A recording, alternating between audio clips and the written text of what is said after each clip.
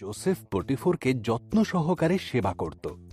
এদিকে পটিফরের দুষ্ট স্ত্রী জোসেফকে দিয়ে ঈশ্বরের বিরুদ্ধে পাপকর্ম করাতে চেষ্টা করে। জোসেফ অস্বীকার করে।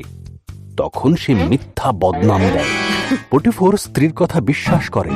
কারাগারে ফরৌনের 2 দাসের সাথে জোসেফের পরিচয় হয়। তাদের প্রত্যেকের একটি করে স্বপ্ন ছিল। ঈশ্বর জোসেফকে সেই সব স্বপ্নের অর্থ দেখান। জোসেফের ব্যাখ্যা সত্য বলে প্রমাণিত হল।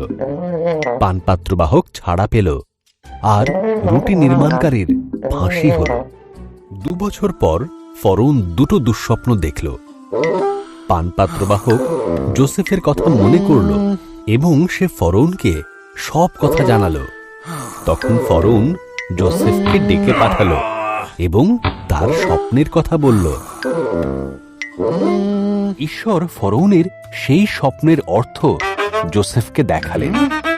জোসেফ বলল, 7 বছর প্রচুর শস্য উৎপাদন হবে, তাই প্রচুর শস্য মজুত করে রাখতে হবে, কারণ তার পরের 7 বছর দুর্ভিক্ষ হবে।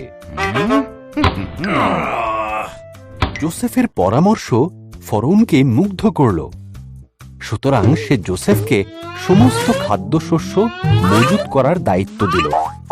ফরৌন ছাড়া সেই সময় জোসেফের থেকে ক্ষমতাবান আর কেউ ছিল না।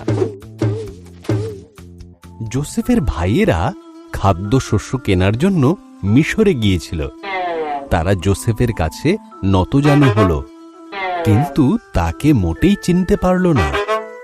জোসেফ যখন দেখল তার ভাইয়েরা বদলে গেছে, তখন সে তার পরিচয় দিল।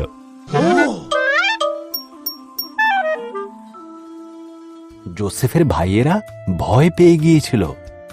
জোসেফ তাদের বলল, তোমরা আমার ক্ষতি করতে চেয়েছিলে, কিন্তু ঈশ্বর তার পরিবর্তে ভালোই করলেন। আমাদের পরিবারের সবাইকে মিশরে নিয়ে এসো, এখানে খাবারের কোনো অভাব নেই।